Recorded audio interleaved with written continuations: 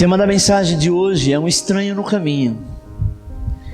Engraçado que nós vamos falar de uma pessoa que é um estranho no caminho, que não deveria ser o estranho, deveria ser o adorado e o esperado. Mas para esses discípulos a caminho de Emaús, eles acharam estranho essa pessoa chegar, parece que não sabia de nada. Sabe quando nós imaginamos e ficamos meio aéreo em algumas áreas da nossa vida? Parece que Deus não está conosco. É isso que Ele quer falar contigo nesta noite. Lucas capítulo 24, versículo 13 diz assim: no mesmo dia iam dois deles para uma aldeia chamada Emaús, que distava de Jerusalém 60 estádios, e ia comentando entre si tudo aquilo que havia sucedido. Enquanto assim comentavam e discutiam, o próprio Jesus se aproximou e ia com eles. Então lhe disse: Nécio, ou loucos, e tardios de coração, para creres tudo o que os profetas disseram. Porventura não importa que o Cristo padecesse essas coisas e entrasse na sua glória? Quando se aproximaram da aldeia para onde iam, ele fez com quem ia para mais longe. Eles, porém, os constrangeram, dizendo: fica conosco, porque é tarde, já declinou o dia. E entrando para ficar com eles, estando com eles à mesa, tomou o pão e abençoou, e partindo lhe dava. Abriram-se os olhos então, e reconheceram nisto, ele desapareceu diante dele. Quando Jesus morre, o povo ficou disperso. Então o que acontece com os discípulos e todas aquelas pessoas que seguiam Jesus? De certa forma, amada, eles ficaram meio que desnorteados, meio sem saber o que fazer. Então um foi para um lado, Pedro volta a pescar junto com os discípulos, voltam para a sua rotina do dia a dia. E a Bíblia diz que esses dois homens, eles vão para uma cidade chamada Emaús. Emaús era conhecida a cidade do desencanto, em algumas versões a cidade da tristeza e da angústia. Sabe, em alguns momentos da nossa vida, quando nós imaginamos que Jesus não está conosco, a gente tem mania de se refugiar. Tem mania de procurar lugares que lá atrás você já tinha abandonado, já tinha deixado. Emaús era uma cidade que os cristãos que conheciam a Cristo, até mesmo os fariseus, eles não tinham costume de ir nessa cidade, que era uma cidade que representava guerras, tristeza. Era lugar de pessoas que adoravam outros deuses. Mas toda vez que nós nos afastamos do Senhor, ou nos entristecemos com alguma coisa, a gente tenta procurar um outro local, um outro lugar, ou voltar lá atrás, sabe, de coisas que nós fazíamos simplesmente para passar por isso. No caminho de Emaús nós temos a história de dois discípulos que tiveram um encontro com o Senhor depois da ressurreição. Eu acho engraçado que depois da ressurreição Jesus ele vai atrás dos seus discípulos, aqueles que andavam com ele. Ele foi atrás de Pedro, sabe? Ele foi aonde todos estavam reunidos. Quando ele atravessa a parede, diz: paz seja convosco. Mas Jesus também foi atrás daqueles que ninguém dava nada por eles. Aqueles que não participavam da cúpula, aqueles que não participavam daqueles que eram chamados de apóstolos, mas eles também estavam entristecidos, e o Senhor vai a caminho de Emaús. É por isso que Jesus, quando ele ressuscita, amado, ele não vai lá apenas ver os discípulos e depois ele sobe ao Pai. Ele fica 40 dias andando na terra, e nesses 40 dias ele visitou pessoas. Nesses 40 dias ele caminhou com pessoas, e durante a caminhada, sabe, os seus olhos vão gradualmente abrindo, até que no final, esses dois homens, eles reconhecem que quem andava com ele, de maneira, a figura, né, a face não era o mesmo, porque a Bíblia diz que Jesus estava transfigurado. Mas como Jesus começa a falar com eles, sabe, porque eles já conheciam Jesus na carne, mas agora eles deveriam conhecer Jesus no Espírito. Talvez você já teve alguma experiência com Deus, mas o Senhor quer elevar muito mais isso. O momento talvez da sua fraqueza, da sua angústia, o Senhor quer trazer para perto dele, para o Espírito falar contigo. Sabe, minha amada, eu creio que todos nós, alegoricamente, estamos nessa estrada de Emaús. Veio a pandemia, veio a crise. O Brasil, eu nunca vi um lugar ter tanta crise como nesse país, sai de uma, melhora, entra na outra, enfim, e nós estamos sempre vencendo, sempre avançando, mas chega um momento que a gente cansa de estar em casa, cansa de estar na igreja, cansa de estar, sabe, junto com a família. Tem momentos que você cansa, aquilo que você tanto amava, fazia, sabe, parece que já não tem mais tanta importância. O Senhor nesta noite te diz: eu vou te trazer para próximo de mim. Às vezes nós nos distanciamos porque ficamos chateados com algumas situações, com algumas coisas. Mas nós não podemos perder a visão. Nada acontece se Ele não permitir.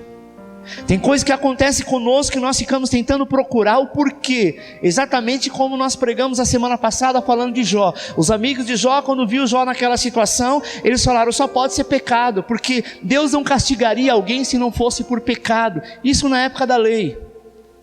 Nós estamos no tempo da graça. E o prazer do Senhor não é te castigar, é te abençoar. O prazer do Senhor não é que você vá embora, é que você volte. E se você for, Ele vai atrás de você.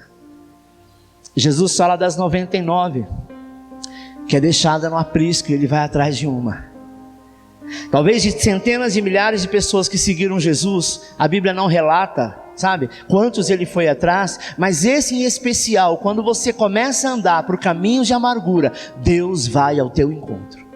Ainda que seja por um louvor, ainda que seja por um vídeo enviado pela internet, ainda que alguém no Facebook falou alguma coisa no status do WhatsApp, pode ter certeza que Ele vai te traçar, Ele vai te rodear, e Ele vai fazer você abrir os seus olhos. Sabe, meu irmão, vamos ver alguns princípios dos quais o Senhor os conduziu, enquanto aqueles 2 discípulos caminhavam. É engraçado que Ele caminha com eles, Ele finge que não está acontecendo nada, que Ele não sabe o que aconteceu, porque a crucificação de Jesus foi conhecida em muitos lugares, não só em Roma. E quando Ele chega, né, como um viajante, do lado daqueles 2 discípulos, Ele fala assim: escuta, por que vocês estão tristes? O que está acontecendo? Aí eles olham para Ele e falam: você não sabe o que aconteceu? Ele falou: não. Aí eles contam a história do Messias, que andou sobre as águas, que multiplicou pães, que multiplicou peixe, que curou cego, que expulsou o demônio. Contou toda a história, Jesus ali ouvindo. Aí Jesus então fala: vocês parecem que são loucos. Desde os tempos mais remotos, desde os tempos mais antigos, já os profetas profetizaram que o Cristo precisava morrer, ressuscitar, e ao terceiro dia Ele estaria, sabe, ressurreto, e é a vida que segue. E eles ficaram meio atônitos assim, olhando, sabe? E enquanto Jesus falava com eles, o coração deles ardia, eles não entendiam o porquê. Porque ele só lembrava de alguém que poderia arder o coração, era a presença do Senhor na pessoa do Espírito Santo. Sabe, querido, quando nós comemos o pão e bebemos do cálice da ceia, os nossos olhos espirituais são abertos e nós passamos a receber a revelação do Senhor. Se você está aqui nesta noite, ou qualquer uma outra ceia, apenas para comer do pão e beber do cálice, sem ter a revelação do que isso é, não vai acontecer nada. Mas se você veio aqui hoje dizendo: Senhor, aquilo que eu não consigo entender, aquilo que na minha vida está se passando, as amarguras que eu estou entrando, os caminhos de Emaú que eu estou traçando, eu quero que ao comer do pão e beber do cálice, os meus olhos se abram. Porque quando eles se abrirem, eu vou estar com a mesa preparada, eu vou estar com a casa adornada para te receber e te colocar no lugar de honra. O nosso problema é que às vezes nós não honramos o Senhor, principalmente quando nós estamos de mau humor. E o primeiro ponto é: os olhos estavam impedidos de ver, pois o Senhor ainda não era o centro. Naquele mesmo dia, amado, 2 deles estavam caminhando para uma aldeia chamada Emaús. A Bíblia diz que distante de Jerusalém era 60 estádios, era muito longe. Era aproximadamente 6 a 7 quilômetros. E eles iam conversando a respeito de todas as coisas sucedidas. Você já encontrou alguém que está afastado dos caminhos do Senhor? E quando encontra com você, a primeira coisa que ele fala, ele rodeia, mas ele vai acabar falando porque ele saiu da igreja, por que ele deixou a célula, por que ele não está caminhando mais, por quê? Porque ele está entristecido. De certa forma ele diz, olha, eu estou indo lá nessa célula, na igreja, em qualquer um desses lugares, mas eu não estou sentindo mais a presença de Deus, alguma coisa mudou. Não foi alguma coisa que mudou, quem mudou foi você. Cristo continua o mesmo.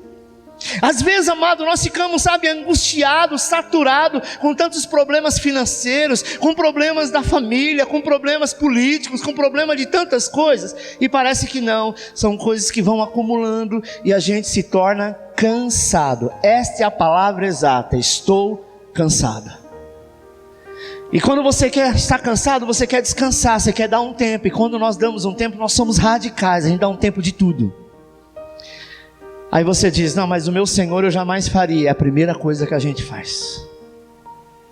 Sabe, querida, aconteceu que enquanto eles conversavam e discutiam, o próprio Jesus se aproximou dele. Toda vez que nós falamos algo a respeito de Deus, ou a respeito da nossa vida espiritual, Ele está do teu lado te ouvindo. Sabe, os seus olhos porém estavam como que impedidos de reconhecer. Por quê? Porque Jesus não era o alvo, Jesus não era o centro. Quando Jesus é o centro, nós olhamos para Ele, pensamos nele, todo passo que nós iremos dar, nós temos Ele como foco. Sabe, aqueles discípulos, eles estavam andando com Jesus, mas eles perceberam não perceberam quem é que estava do lado deles. Eles estavam distantes, eles estavam tristes, amargurados. E a resposta deles é significativa. Lucas 24, 21 diz assim: nós esperávamos que fosse Ele quem havia de remir a Israel. É engraçado que em momento algum eles pensaram, Jesus veio como Messias para nos salvar. Eles queriam um Messias político, eles queriam um Messias rei, eles queriam estar livre de toda a pressão dos romanos.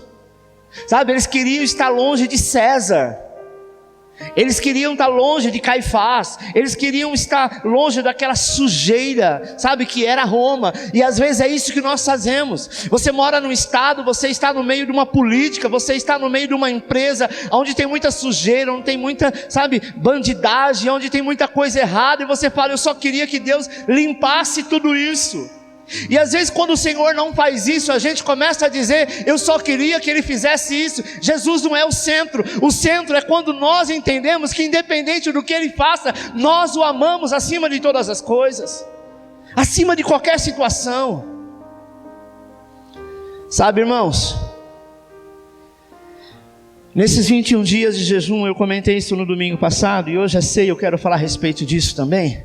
Eu fiquei muito abalado, muito chateado.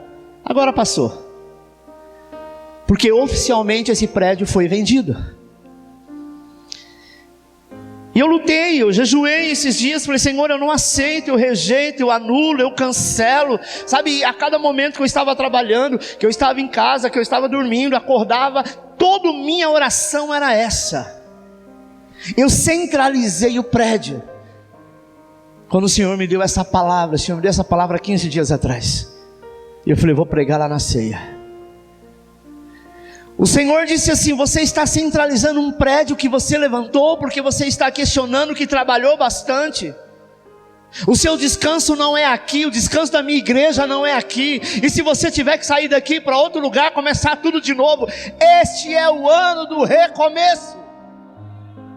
Eu disse, Senhor, mas não era dessa maneira que eu imaginava. Amado, nós não podemos nos prender à empresa, não podemos nos prender a pessoas, não podemos nos prender, a trabalho, a prédio, a casa, a carro, a roupa, a dinheiro, a nada. Você precisa estar ligado e focado nele. Hoje você está muito bem onde está, mas se Ele permitir que você saia de lá e vai começar, como disse para Abraão, sai do meio da tua parentela, sai da cidade de Ur e vai para um lugar que você não conhece, não sabe o que é, mas se você confiar em mim, eu vou te prosperar. O problema é que nós somos acomodados. Aqueles 2 discípulos era a resposta disso. Eles queriam um Jesus político, que viesse para libertar de todo o cativeiro romano.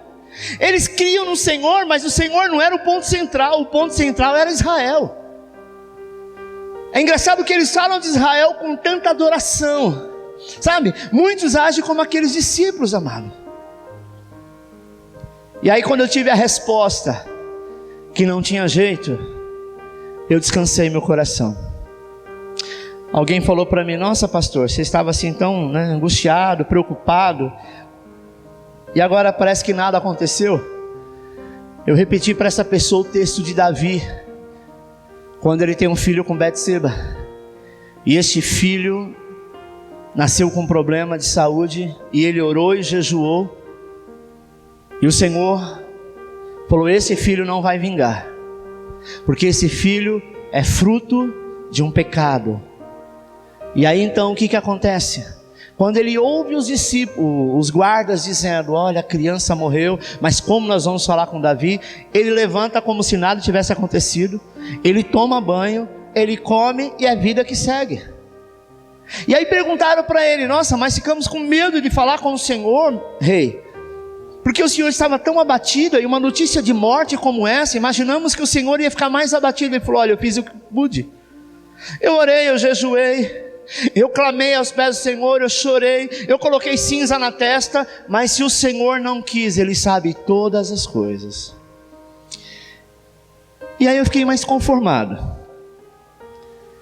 Mas amado, às vezes nós somos pegos de surpresa em algumas coisas na vida que nós imaginamos assim: olha, eu acho que se eu passar por essa, outra eu não aguento. Pode ter certeza que quem está contigo é que te fortalece. Quem está contigo é que te levanta. Quem está contigo é aquele que diz: você vai passar por todas as batalhas que precisar, e em todas elas eu sou contigo. Acompanhe no quadro. Eles dizem: estamos tristes porque pensamos que Jesus iria fazer o nosso filho passar no concurso. Nós pensávamos que Jesus iria prosperar a nossa família. Às vezes nós ouvimos isso, eu ouço muito isso de pessoas: pastor, eu me converti porque eu achei que o Senhor ia mudar a minha família radicalmente, sabe, iria tirar o meu marido do álcool, iria tirar meus filhos das drogas, sabe, e até o meu batismo, todos estavam batizando comigo. Às vezes nós somos obrigados a dizer o seguinte: filha, dê glória a Deus que o Senhor te alcançou. É claro que nós queremos que o Senhor alcance a nossa família, mas é uma coisa atrás da outra. Você só precisa confiar. Você foi o start, você foi o primeiro, e as demais coisas Ele vai estar fazendo. A verdade é que Jesus não é o centro. Nós queremos usá-lo para alcançar o que realmente pensamos que é o centro. Às vezes você pensa que o centro é a tua casa, o centro é a tua família, o centro é o teu trabalho, o centro é o teu dinheiro, o centro é Ele, porque você levanta e dorme, quem te sustenta é Ele todo dia. O Senhor é tão amoroso e tão bondoso, amado, que Ele tem prazer em nos dar e nos abençoar. Isso é fato. Tudo que nós desejamos, Deus tem prazer em nos dar, mas não importa a nossa necessidade. Ele diz: pode pegar o que você quiser, tem abundância para todos. Mas nós precisamos chegar ao nível de maturidade, que é o ponto central. Quando alguma coisa acontecer comigo, contigo, nós devemos parar e pensar: qual é o ponto central da minha vida? Cristo. Depois dele, todas as coisas começam a acontecer. Se você não tiver Cristo como centro, não é a igreja, não é a tua família, não é o teu trabalho, não é o volume de dinheiro que você tem na conta ou os teus sonhos. Tem gente que coloca os teus sonhos primeiro do que Cristo. Nós devemos ter Cristo como prioridade. Pastor, mas se eu tiver Cristo como prioridade, sabe, e as pessoas que estão do meu lado não gostam de crente, elas vão se afastar de mim. Então vocês têm o ponto central da tua vida, pessoas. Mas quando você tiver Cristo, até as pessoas que você ama, Ele alcançará e elas andarão contigo. Nós precisamos chegar, amado, a este nível, sabe? A Bíblia diz que Davi era alguém quem o Senhor tinha prazer. Em Atos 13, 22, eu não coloquei aqui, Paulo diz que Davi era um homem segundo o coração de Deus. Por que Davi era um homem segundo o coração de Deus? Porque ele era rei? Não. Porque ele era alguém escolhido, diferente de todos? Também não. Sabe, nós costumamos pensar a respeito disso, sabe? Talvez Davi era segundo o coração de Deus, porque ele era rápido em se arrepender. Também não. Ele pecava e se arrependia como eu e você faz. O que Davi tinha de especial então? Na verdade, nem ele era rei, quando o Senhor se referiu a ele como o homem segundo o meu coração. Sabe, amado? Olha o que diz 1 Samuel 13:14. Já agora não subsistirá o teu reino. O Senhor buscou para si um homem que lhe agrada e já lhe ordenou que seja príncipe sobre o seu povo, porquanto não guardaste o que o Senhor te ordenou. Certamente, amado, todos os filhos de Deus estão debaixo do favor, são amados, sabe? Desfruta da bênção do Pai. Tanto eu quanto você também somos a menina dos olhos de Deus, mas há aqueles que lhe dão prazer. Davi era alguém que o próprio Senhor diz: Ele me dá prazer, sabe? Davi era alguém que Deus tinha prazer segundo o seu coração. Olha o que diz 1 Crônicas 28:4. O Senhor Deus de Israel me escolheu de toda a casa de meu pai. Eles eram 9 irmãos. O Senhor escolheu Davi, não escolheu os outros irmãos. Amém? Para que eternamente fosse eu rei sobre Israel, porque a Judá escolheu por príncipe, e a casa de meu pai na casa de Judá. E entre os filhos de meu pai se agradou de mim, para me fazer rei sobre todo Israel. Porque Deus tinha prazer em Davi? Simplesmente porque Davi fez a presença de Deus o centro da sua vida. Às vezes nós queremos a presença de Deus na vida de outras pessoas.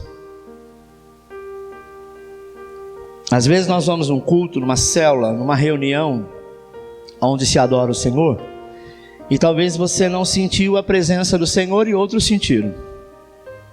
A Bíblia diz que quando 2 ou 3 se reúnem na presença dele, ele se faz presente. Então, se ele está presente, Deus é um ser educado, Jesus é um ser educado. Se ele está presente, teoricamente todos deveriam sentir a presença dele, sim ou não? Por que de repente o A ou o B não sentiu? Porque o A e o B naquele momento estavam com a sua mente em outro lugar. Porque esse outro lugar, ou essa preocupação que está te assolando, é o centro da sua vida naquele momento.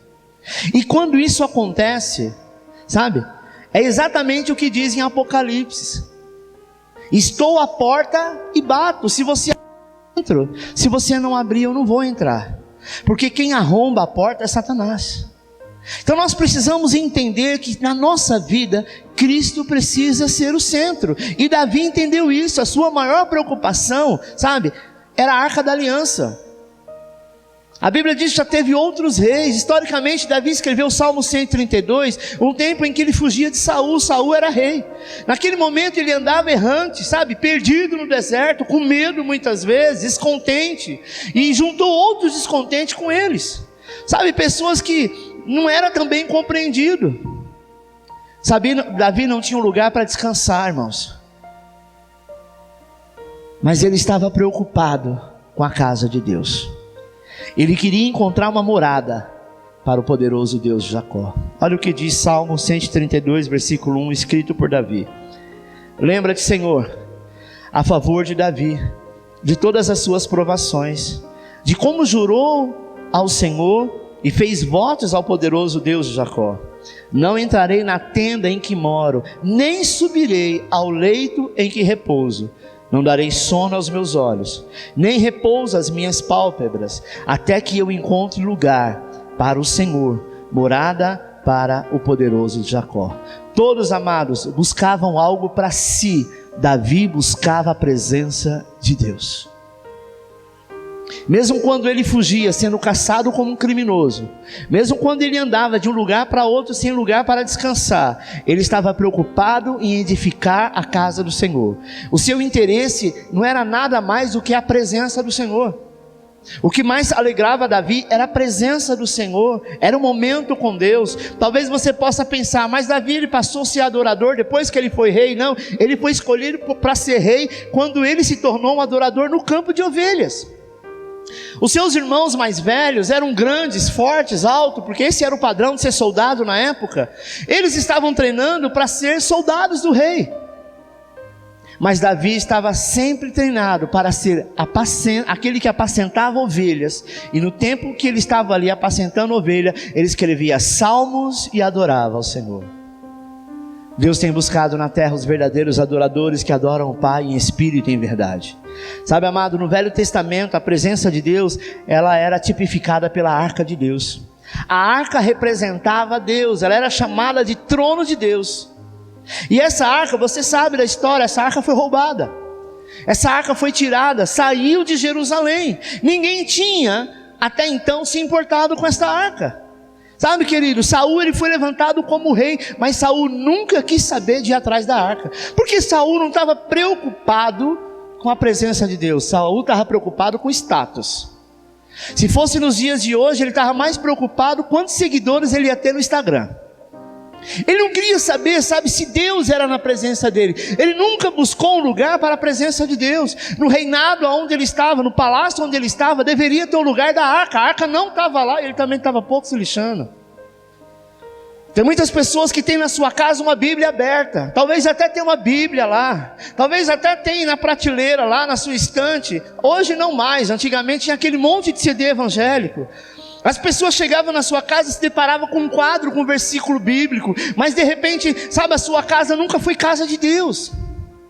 Às vezes nós estamos mais preocupados com os amigos, com as pessoas que chegam, com as festas que damos, mas não entregamos aquilo que nós dizemos que é nosso, como casa de Deus. Então Deus não é o centro. Não era apenas aqueles 2 discípulos a caminho de Emaús. Sabe, querido, a razão porque o Senhor se agradava de Davi é porque ele fez dos objetos de Deus, dos seus objetivos, os objetivos de Deus, os mesmos seus. Os objetos que era da casa do Senhor, como a arca, como prioridade. Sabe, era isso que ele tinha. Talvez você fale, pastor, mas eu nunca quis ser um crente metódico, eu nunca quis ser um crente fascinado, louco. Amado, é melhor ser louco por Cristo do que por qualquer coisa neste mundo que não nos leva a nada. É melhor ser radical, estando em Cristo, e as pessoas até não o entenderem, a sua família até não perceberem, mas um dia eles saberão que você é servo amado do Altíssimo. Davi ele foi ridicularizado pela própria esposa no dia que ele traz a arca na casa de Obed-edom. Ele dava 6 passos e sacrificava um animal, e ele dançava, ele tirou, sabe, a roupa de rei, porque ele entendeu que rei ali era o Senhor, e ele adorava, e ele dançava, e a sua esposa chamou ele de louco. Ele diz, eu posso ser louco, mas a minha maior loucura é pela presença do rei, e esse rei que não sou eu, é o Senhor dos exércitos. Sabe, querida, não estamos interessados apenas no amor de Deus, que é maravilhoso, mas queremos que Ele tenha prazer em nós. Nós falamos muito do amor de Deus, do favor de Deus, da graça de Deus. É muito bom tudo isso, mas a melhor coisa é saber que Deus tem prazer em você. Deus faz questão de você na casa dEle. Sabe, que você poderia estar em qualquer outro lugar, como o salmista mesmo escreveu. Eu poderia estar em qualquer outro lugar, mas eu prefiro estar um dia na casa do Senhor do que 1000 anos em qualquer um outro lugar. Davi ele tinha essa preferência. Nós precisamos aprender isso. Isso é servir a Deus, isso é querer estar com Deus, é falar de Deus, é ouvir de Deus, é ler a palavra de Deus, porque nós somos chamados exatamente para isso. O Senhor se agradou de Davi, amado, porque ele tinha a arca como algo central. Para nós hoje significa trazer Cristo para o centro da vida da igreja. Aqueles discípulos a caminho de Emaús não reconheceram o Senhor, porque eles não tinham o Senhor como centro. Eles sentiam-se frustrados, porque queriam ver a libertação de Israel, e não a glória do Senhor. Segundo, conhecer Jesus hoje é vê-lo nas Escrituras. Chegou um momento que o Senhor só faltou dizer, olha, sou eu. E Ele passou então a mostrar, amado, as Escrituras. E Ele falou a respeito de si mesmo. Paulo diz que hoje não mais conhecemos Jesus na carne, mas nós conhecemos no Espírito. Você nunca viu Jesus, mas você pode sentir. Eu achava engraçado quando eu era pai de santo, que eu ouvia alguns crentes dizer assim: hoje Jesus falou comigo. Eu ria na época, mas esses crentes é tudo maluco. Jesus morreu há mais de 2000 anos atrás, e ele vai ver que recebeu algum guia, e está dizendo que foi Jesus que falou com ele, porque a minha mente era fechada para isso. No dia que eu conheci Jesus, e que ele falou comigo, eu entendi o que é ouvir a voz do Senhor. Eu acredito que você também tem essa liberdade com o Senhor, porque Cristo é a chave para entendermos tudo, amado. O Velho Testamento aponta para Ele, a lei aponta para Ele, porque Ele é a graça. Terceiro e penúltimo, quando o pão é partido, os nossos olhos se abrem. Enquanto os discípulos estavam andando, Jesus disse assim: vou para casa, vou para um outro lugar. Era um lugar muito perigoso. Aqueles discípulos disseram: não, fique conosco, já é tarde, é perigoso, venham conosco. E Jesus queria ouvir isso. E quando eles entraram para comer, chegou na casa para comer, na aldeia de Emaús, o próprio Jesus, que ia com eles, pegou o pão, levantou e disse: Pai, eu te dou graça. E quando ele partiu o pão, que eles viram aquela cena, eles lembraram do mestre. E quando um olhou para o outro, e que olhou para o canto da mesa, ele já não estava mais. Sabe, amada, quando nós participamos da ceia, quando nós comemos do pão e bebemos do cálice, o Senhor abre os nossos olhos. Os seus olhos estão sendo abertos hoje, sabe? Os seus olhos estão sendo abertos. Quando eles chegaram na aldeia, mano, eles constrangeram o Senhor para que ficasse com eles, e ele então faz toda essa cena, toda essa atitude. Lucas 24:30 diz: e aconteceu que quando estavam à mesa, tomando ele o pão, abençoou, e tendo partido lhes deu. Então se lhe abriram os olhos e reconheceram, mas ele desapareceu na presença deles. É interessante, querido, que a mesma expressão é usada para Adão e Eva quando eles comem do fruto proibido, o fruto da árvore do bem e do mal. Ali os seus olhos foram abertos. Até então eles não tinham olhos para a nudez, eles não tinham vergonha, eles não tinham medo, mas no momento que eles comeram do fruto, os seus olhos foram abertos. E olha que coisa ruim, sabe? Mas agora os olhos daqueles discípulos também foram abertos. Por quê? Porque o que foi partido foi o pão. O pão representa Cristo na cruz. No Velho Testamento eles comeram da comida errada, sabe? E tiveram seus olhos abertos para o pecado. Mas agora, no Novo Testamento, eles comeram da comida certa, e os olhos foram abertos para o autor da vida. Quando Jesus passa aquele momento com eles e parte aquele pão, os seus olhos foram abertos. Então hoje, ao comer do pão e do cálice, peça para o Senhor abrir os seus olhos para aquilo que está te afastando do Senhor, para aquilo que está te afastando da presença dEle, porque às vezes tem atitudes nossas que nós fazemos assim, amado, e com os olhos da fé, se você comer, como Jesus disse, da minha carne e do meu sangue, você terá luz e será transformado de glória em glória. Quarto e último, o coração aquecido é sinal de olhos abertos.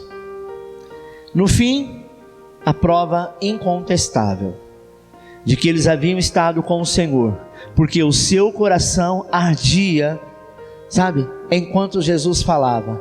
E eles disseram um para o outro, Lucas 24:32, porventura não nos ardia o coração quando ele pelo caminho nos falava, quando nos expunha as Escrituras? Sabe, querido, quando nós desfrutamos do Senhor em nosso espírito, espontaneamente o nosso coração entra em combustão santa. É muito triste, sabe, que cristão já não sente mais esse ardor, essa coisa queimando no seu interior. Paulo diz aos romanos, em Romanos 12:11, sede fervorosos de espírito, servindo ao Senhor. Não seja morno, não. Apocalipse diz que naquele dia vai ter chance para o quente e para o frio, mas o que é morno ele vai vomitar da boca. Porque o morno, ele nem é frio e nem é quente, ele está no meio do caminho. Tem pessoas que estão no meio do caminho. Paulo diz assim: quando você estiver na presença do Senhor, ainda que seja todo mundo parado, dormindo, de braço cruzado, seja você fervoroso, porque em você o Espírito vai habitar. Nós somos livres para adorar, nós somos livres para, para reconhecer a presença dEle. Você sabe, você já experimentou, você já orou em línguas, você sabe verdadeiramente por que isso não acontece mais. Porque você deixou a tristeza, o problema, fechar os teus olhos e você apontou. E quando nós apontamos, sempre tem um outro dedo apontando para você também. Sabe, querida? Sirva o Senhor com o espírito em chamas, e você vai ver o seu coração em ebulição. E eles diziam: enquanto ele falava conosco, o nosso coração ardia. Aqueles discípulos, eles estavam familiarizados com esse sentimento. Então esse sentimento voltou, e por isso eles perceberam que era Jesus que estava com ele, porque ninguém poderia fazer queimar o coração. É somente Ele, se o seu coração arde, pode estar certo de que o Senhor está se revelando a você, meu amado. Se o seu coração se alegra, se você sente paz, é porque Ele está aí contigo. Não se canse de orar ao Senhor. E muitas vezes a oração não precisa ser joelho no chão. Você está trabalhando, você está orando. Você está andando na rua, você está orando. Você está, dirigindo, você está orando. Para orar não precisa exatamente falar em voz alta. Você pode estar em espírito. Mas nunca esqueça da sua essência, de quem você é e pelo qual você foi chamado. Ele nunca disse que não teria lutas. Ele nunca disse que você não teria problemas, mas Ele sempre disse que em todas as coisas você será mais que vencedor. Mais que vencedor é porque vai vencer mais que uma vez, e nós só vencemos quando nós passamos por batalha, ok? Ninguém pode contar um testemunho de cura se ele não ficou doente. Ninguém pode contar um testemunho de prosperidade se ele não passou um tempo de escassez. Ninguém pode contar um testemunho de ressurreição, que a pessoa ressuscitou, se ela não morreu. Ninguém pode contar uma história alegre se ela não passou primeiro pelo tempo triste. Só que nós queremos sempre a segunda parte. Viver de glória em glória quer dizer que glória é quando você passa pelo momento difícil e o Senhor é contigo, e a glória do Senhor se manifesta, amado. Se a vida fosse cinza e não tivesse nenhuma outra cor, ou preto e branco, nós não teríamos prazer nem de levantar, porque não teríamos nenhuma perspectiva de vida. Mas a vida é colorida, e tem dia que o dia está cinza para você, mas não demora muito tempo, o sol volta a brilhar. Eu sei que você já teve dias que você sentiu assim: poxa, agora não dá mais. Era tudo que eu precisava para chutar o pau da barraca. O Senhor te diz assim: eu não te chamei para isso. Eu te chamei para avançar e continuar. Aonde você estiver, eu quero estar contigo. Sabe por que Jesus pediu e fez aquela cena que ia embora? Porque ele sentiu que o coração deles estava ardendo. Sabe, querido, se eu ficar na minha casa, eu não vou sentir a presença de Deus, porque tem um lugar onde se reúnem as pessoas para a presença de Deus se manifestar. Então nós precisamos ir atrás disso. Se eu ficar na minha casa, eu não vou receber meu salário, porque existe um trabalho que eu tenho que sair da minha casa e até lá para ganhar dinheiro, para trazer o mantimento para minha casa, não é assim? Então o Senhor nos formou para que nós temos autoridade de andar, de caminhar, de avançar, de ir até o local e buscar para nós. Não deixa que nada te decepcione, não deixa que nada te entristeça, não deixa que nada te afaste da presença do Senhor. Não coloque culpa no Senhor o que aconteceu com pessoas.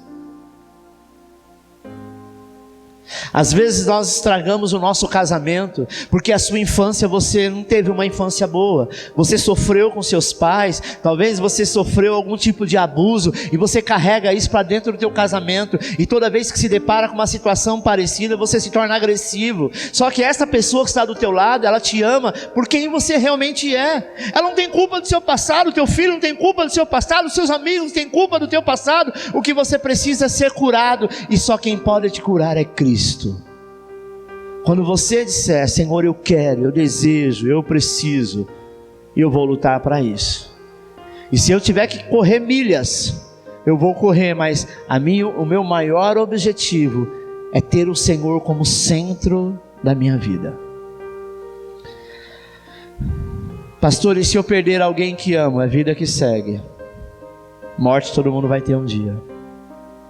E se eu tiver uma decepção, se eu passar por uma guerra, e se eu pegar uma doença incurável, se você morrer, Paulo diz que a nossa morte é Cristo. Se você morrer, é com Ele que você vai. Mas eu orei para que Ele curasse a quem eu amo, e Ele não curou. Ok, amado, Ele não deixou de ser poderoso por causa disso. Deixa Cristo ser o centro da tua vida. Deixa Cristo ser o centro da tua casa.